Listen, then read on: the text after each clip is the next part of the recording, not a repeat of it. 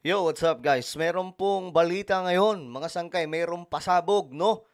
Itong si Tulfo patungkol po kay Vice President Sara Duterte. Naku, pag-usapan po natin ito.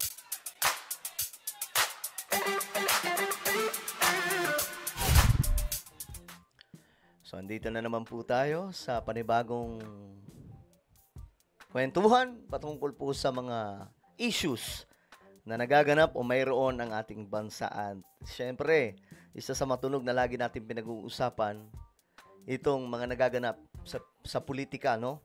Aba, itong si VP Sara, mga sangkay, tinulpo ni Montulfo. Pag-usapan po natin yan kasi may ni-reveal, no? Ito daw po yung malaking sekreto ni Vice President Sara Duterte. Ewan ko kung gaano katotoo yan. Makichismis po tayo, mga sangkay.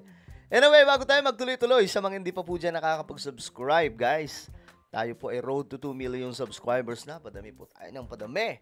Kaya naman kung gusto mong mapabilang sa dumaraming mga solid sangkay, makikita nyo po yung subscribe button sa baba ng video na to. I-click nyo lamang po yung subscribe, i-click ang bell, at i-click nyo po yung all.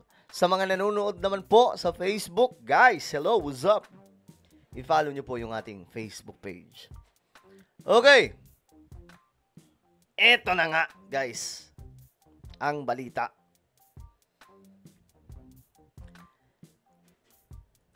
Ayan. Alam nyo, kalat na kalat to, nakaraan pa. Ngayon ko lang binigyan ng pansin kasi nag-repost na naman po itong si Ramon Tulfo about dito. Ito daw po yung nasa kulungan na dinadalaw ni Vice President Sara Duterte. O, basahin na lamang po natin. Ang Facebook page na ito ang nagbunyag ng pagdalaw ng ilang beses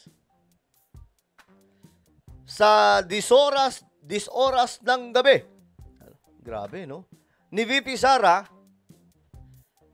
sa isang detainee na si Ramil Madriaga sa BJMP o jail sa Camp Bagong Diwa, Bikutan. O, sino ba yan, mga sangkay? Sino ba itong binibisita daw ni VP Sara? Anong mayroon sa kanya? Si Madriaga ay nakakulong habang di pa natatapos ang kasong ayan, kidnapping na isinampa sa kanya. Ngayon, alam na natin ang dahilan ng pagdalaw sa kanya sa 10 oras ng gabi. Nakikiusap si VP Sara na huwag nang kumibo si Madriaga tungkol sa pakikipagsabwatan ng mga Duterte. Oh my goodness. Seryoso ba to? Ayan, oh. Oh my. Alam nyo, ang politika talaga sa Pilipinas, itong mga politiko sa ating bansa, mahihilo kayo kung ano talaga yung pakay nila, no, sa ating bansa. Ayan, no. Ito ay ayon po kay Montulfo. Grabe, no? Grabe to. Nakita ko rin ang post na to, mga sangkay, sa isa pang influencer na si Pebbles Talakera. Na ngayon, kalat na po itong information. Ayan po. Ngayon, alam na natin ang dahilan, sabi po ni Montulfo, ng pagdalaw sa kanya ng 10 oras ng gabi. Nakikiusap si VP Sara na huwag nang kumibo si Madriaga tungkol sa pakikipagsabuatan daw ng mga Duterte sa mga pinuno na nagbebenta ng ipinagbabawal na pulburon at nitong pogo. Pero, eto, ang malupit na information. Paano yun? Dahil kay Harry Roque, spokesman ni Pangulong Digong noon, ay nakasuhan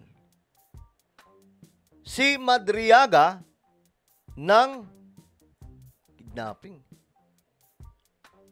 Dahil pala kay Harry Roque.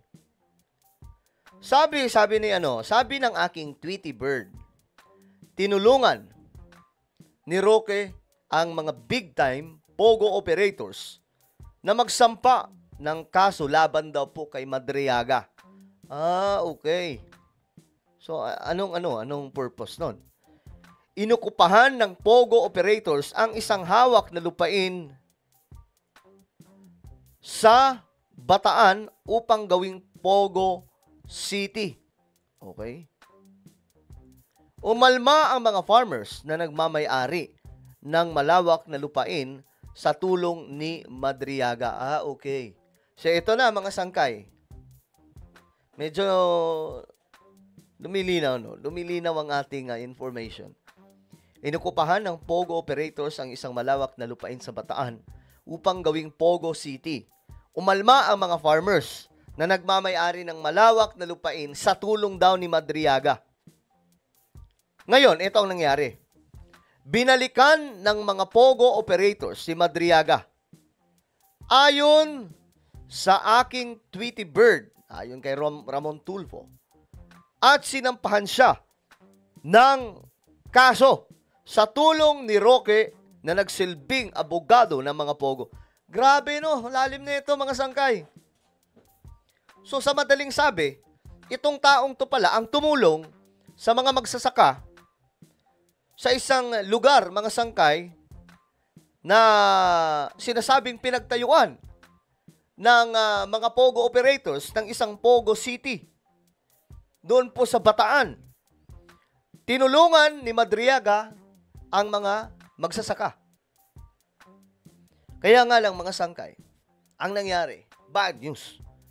Binalikan si Madriaga nitong mga POGO operators. At ginamit po, dahil siyempre ang impluensya noon ni Harry Roque, matindi. Ayun. Binaliktad siya. Kinasuhan siya mga sangkay at malupit ang kaso. Ayun po. Kidnapping. Masama ang loob ni Madriaga at ayun, nagsasalita na. Kung sana pinagsabihan ni Digong ang bakla niyang tagasalita na huwag nang makialam, di sana mabubunyag ang baho ng pamilya Duterte. Malalim to guys. Kaya nga sinasabi ko sa inyo, wag muna tayo basta-basta maniniwala sa mga kung sino-sino mga politiko. Kasi sa panahon po natin ngayon, hindi na po natin alam kung sino ang tapat at tunay. Di ba? We all know naman mga sangkay na lahat ng mga politicians ngayon tumatakbo na lamang po dahil sa mga pansariling mga tripping sa buhay. Di ba? So, eto, malalim to. So, yung ibig sabihin, siya yung susi. Ayan po yan mga sangkay. Oh. Siya yung susi para lumantad ang kung anumang malaking bahong ito. Ito, may mga nag-comment mga sangkay. FYI po, kay Pebbles ko po unang narinig yung kwento na yan. Kompleto pa ang kwento niya. Ibig ba sabihin, sabi ni Jean, ibig ba sabihin mo kapag yung intelligence officer or mga politiko na nangihingi ng info is kasamahan rin? Dami nyo rin kinausap. It's a work of nature to expose their evil ways. Sabi naman ng isang nag-comment, matagal nang may nagpo-post niyan. Ikaw nung isang araw lang. Oh. Nag-uunahan na po sila ngayon sa content. Pero i-check po natin. Ito, gusto ko makita yung kay Pebbles eh. Marami kasi siyang post din about dyan. So, let's see, mga sangkay. Grabe.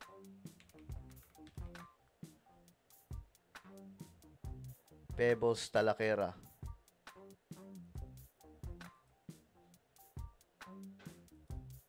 Yan.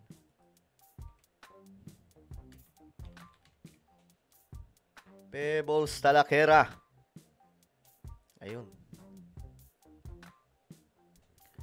Kasi naman si Moni, nabash ka tuloy, ako nalalaban for Ramil Madriaga. Tumahimik ka lang.